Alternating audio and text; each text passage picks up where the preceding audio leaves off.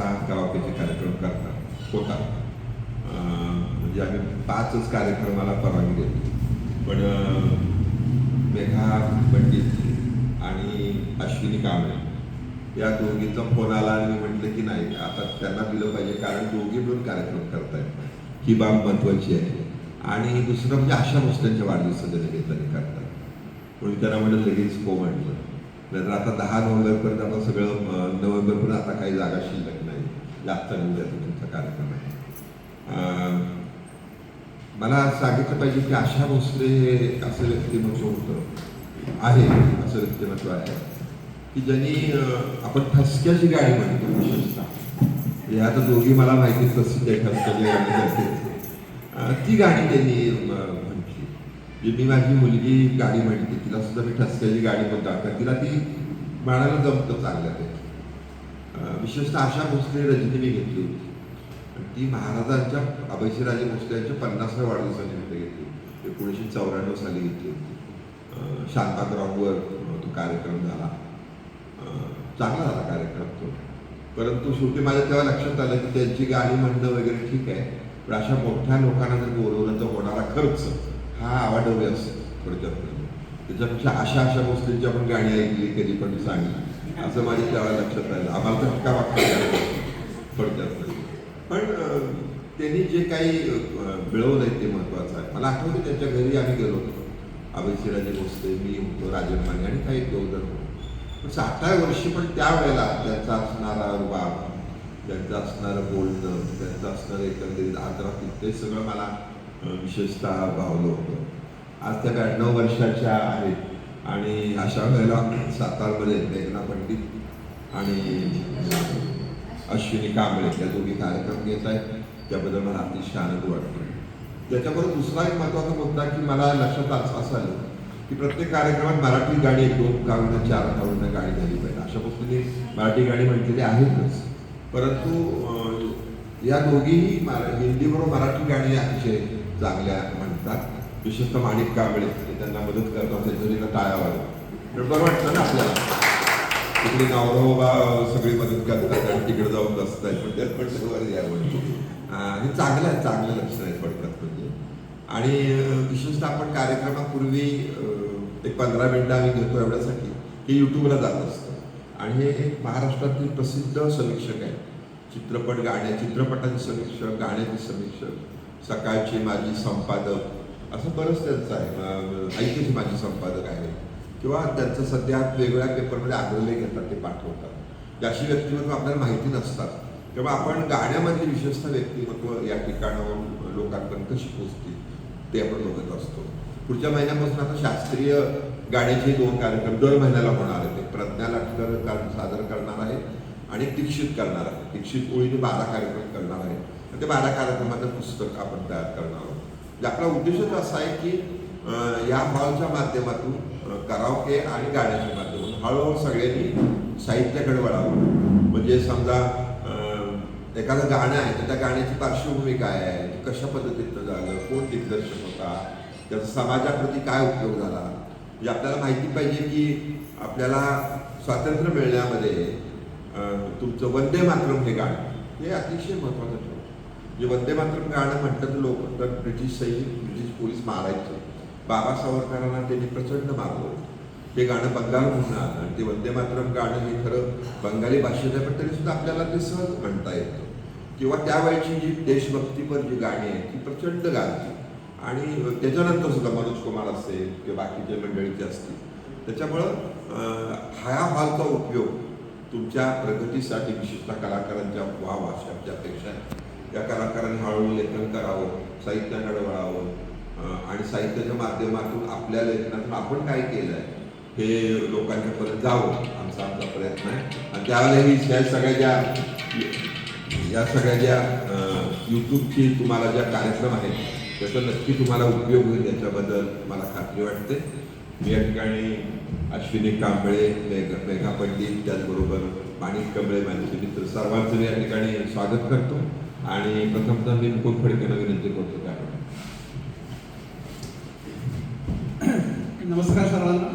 शिरीषरावांचे प्रथम आभार. ते आशा भोसलेंवरचा कार्यक्रम आयोजित केला आहे आणि या दोघी आशा भोसलेंची गाणी म्हणणारे ती खूप अभिनंदनाची आणि आभाराची गोष्ट आहे. तसं ते शिवधनुष्य जरी ठसका जरी असला तरी आशा भोसलेंसारखा अष्टपैलू कोणच नाही. त्यांची मोठी बहीण लता मंगेशकर पण नाही, स्पष्ट सांगायचं. हां, लता मंगेशकरांनी मोजक्याच लावण्या म्हटल्या, म्हणजे जवळजवळ नाहीच म्हणतात. उषा मंगेशकर हा लावण्यासाठी होते, दुसरी बहीण. पण आशा भोसलेंनी सगळं गाव काढलं, जे कुणाला शक्य झालं नाही सगळं आशा भोसलेंनी केलेलं आहे. कारण आत्ता नुकताच त्यांचा वाढदिवस झाला, तेव्हा ठाण्यामध्ये आपले उपमुख्यमंत्री एकनाथ शिंदेंनी त्यांची दोन भागामध्ये मुलाखत आता युट्यूबवर तुम्हाला बघायला मिळते. आता लेटेस्ट गेल्या आठवड्यातले, त्याच्यामध्ये त्यांनी ज्या त्यांच्या आठवणी सांगितल्या होत्या की कशा प्रकारे गायचे, कसे संगीतकार मला मिळाले. हृदयनाथ मंगेशकरांची आठवण त्यांनी सांगितली की तुम्ही आता गाणं ते म्हणणारे मला माहिती होतं, केव्हा तरी पहाटे उलटून रात्र गेली, जे गाणं आहे त्यांचं फेमस. ते उलटूनला इतके वेळा रिटेक करायला लागलो हृदयनाथाने की उलटून हा शब्द कळला पाहिजे की शब्द म्हटल्यावर काय ते उलटून गेलेलं आहे, रात्र खरंच उलटून गेलेली आहे. हे कळेपर्यंत ते गाणं ते रिटेक तरी करत बसले. एवढा शब्दाचा हृदयनाथ मंगेशकरांचा पण हे होतं. म्हणजे एकाच घरात तुम्ही बघा, असं कधीही नसतं एका घरामध्ये एवढे गुणवान व्यक्ती आहेत. लता मंगेशकर, आशा भोसले, हृदयनाथ मंगेशकर, उषा मंगेशकर आणि मीना मंगेशकर, मीना खडीकर म्हणजे नंतरचे. एकाच घरात एवढी कधी तुम्हाला गुणवान माणसं दिसत नाही. नंतरची पिढी सुद्धा म्हणजे हृदयनाथ मंगेशकरांनी सगळ्यांनी त्यांच्या आवडीच्या अर्थात लता मंगेशकर होती. आणि ह्या सगळ्या घरच्यांनी आशा भोसलेच्या मुलाखतीत सांगितलंय की त्यांना घरात सगळे गुंडच म्हणायचे. 5 जणांमध्ये सर्वात गुंड कोण असेल तर आशा भोसले असेल. ते त्यांना हब किंवा पैलवान अशा नावानं लहानपणी ओळखलं जायचं. आणि त्या तास पद्धतीने होतात. त्यामुळे वयाच्या 16व्या वर्षी त्या घरातनं पळून जाऊन त्यांनी गणपतराव भोसलेंशी लग्न केलं. जे फसलं. 3 मुलं त्यांना झाली. 16व्या वर्षी लग्न केलं. 10-12 वर्ष संसार टिकला, 60 सालापर्यंत. नंतर त्यांचं आयुष्य पूर्ण त्यामुळे बदलून गेलं. ह्या कालावधीमध्ये लता मंगेशकर वाढत होत्या, त्यांचा आवाज सगळीकडे पोहोचत होता. आशा भोसले पण वाढत होत्या. त्या पण चांगलंच निश्चित चांगल्या गात होत्या. आणि सुदैवाने त्यांना O.P. नय्यर यांच्यासारखे संगीतकार मिळाले, ज्या O.P. नय्यरने लता मंगेशकरांकडून एकही गाणं म्हटलं नाही, एकही गाणं गाऊन घेतलं नाही. त्या लता मंगेशकर म्हणजे त्या O.P. नय्यरनं सगळी गाणी आशा भोसलेंकडे गाऊन घेतली. त्यामुळे एक मोठा त्यांना एक मिळाला की जी आपण नया दरमधली गाणी, O.P. नय्यरचं संगीत आहे, नया दरमध्ये तुम्हाला सगळी आशा भोसलेंची गाणी जर आपण बघितली तर नंतरच्या कालावधीमध्ये S.D. बर्मन आणि लता मंगेशकरांमध्ये वाद झाले. तर त्या कालावधीमध्ये सुद्धा S.D. बर्मननी आशा भोसलेंचा वापर केला किंवा काही कालावधीपुरता सुमन कालिंदकरचा वापर केला. तर जेव्हा अर्थात ह्यामुळे आशा भोसले मोठ्या झाल्या असं नाही, त्यांचा आवाजच अष्टपैलू होता. मी मगाशी म्हटलं तसं की तुम्ही लता मंगेशकरांनी पहिलं डिस्को सॉन्ग म्हटलं की नाही, ते 82 मध्ये म्हटलं. त्या गाण्याच्या शब्दातच 82 आहे, डिस्को 82. खुद्दार नावाचा चित्रपट होता. म्हणजे त्याच्यातच कळतं तुम्हाला 82 सालापर्यंत लता मंगेशकरांनी एकही डिस्को सॉन्ग म्हटलं नव्हतं. पण त्यापूर्वी तिसरी मंजिलमध्ये आजा आजा वगैरे गाणी आशा भोसले त्याआधी कित्येक वर्ष सुरू केली होती.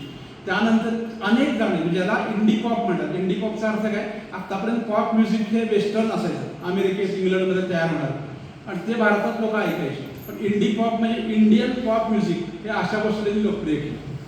त्यांचे अल्बम निघाले, परदेशात अल्बम शिकायला परदेशात लोकप्रिय झाले. ज्या प्रकारे R.D. बर्मनची साहित्य नंतर मिळालं त्यांना, R.D. बर्मनची लग्न पण केलं त्यांनी. आणि माझ्या बघा R.D. बर्मनची लग्न केल्यावर ते नाव बदलणार होते आशा बर्मन.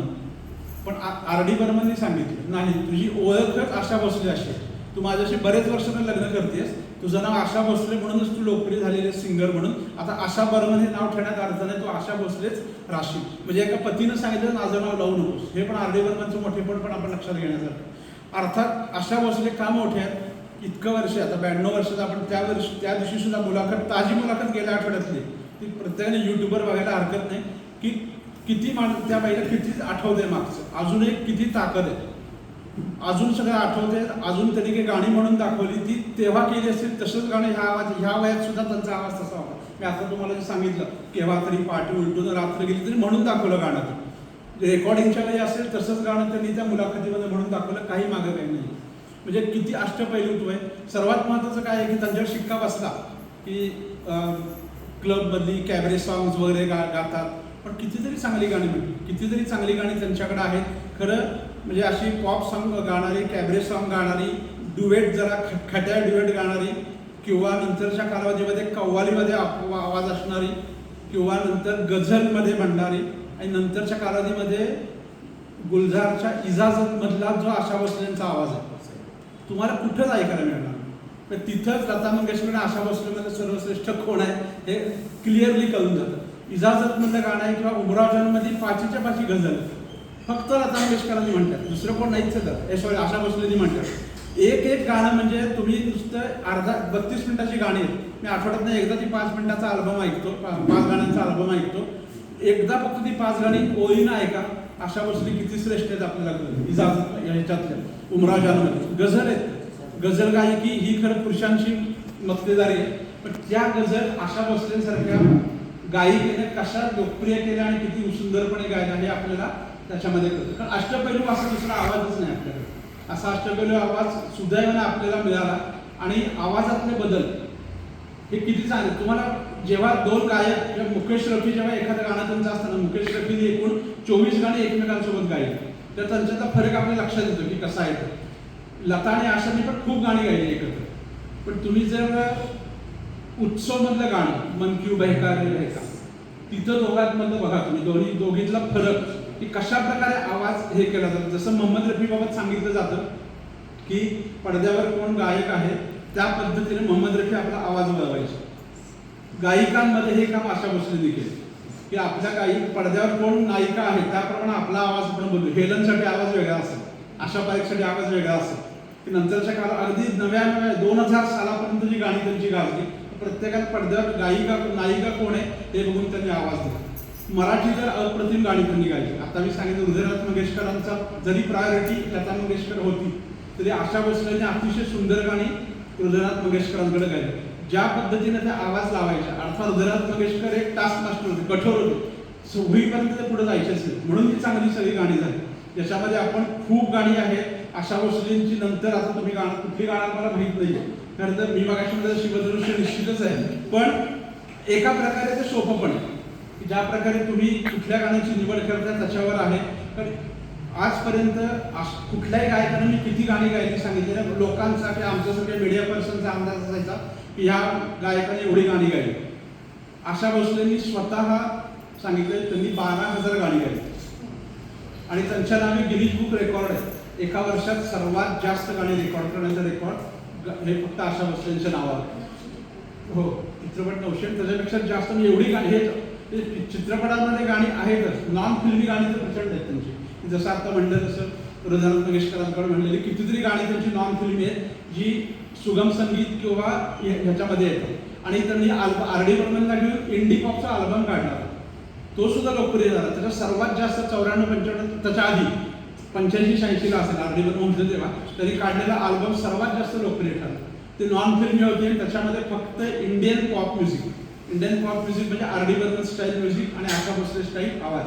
म्हणजे हे कधीही तुम्ही बघा. जसं मला वैयक्तिक मोहम्मद रफी माझ्या आवडीचा गायक आहे आणि निश्चितच आशा भोसले त्याच्या जोडीने हे गाणं ऐकलं जातं. ऑफकोर्स लता मंगेशकर एका हिमालयासारख्या उंचीवर आहेतच, पण याचा अर्थ कोणी त्यांच्यापर्यंत पोहोचलं नाही असा निष्कर्ष काढणं चुकीचं आहे. आशा भोसले निश्चितच त्याच्यापर्यंत पोहोचलेले आहेत, त्याच्यात आपण कोणताही गैरसमज करता कामा नये. उंची आहे, दोन्ही बहिणींमध्ये ती उंची होतीच. एक साज नावाचा चित्रपट सई परांजपेंनी काढला होता, कोणी बघितला असेल तर मला माहिती साज, ज्याच्यामध्ये लता आणि आशांची स्टोरी होती.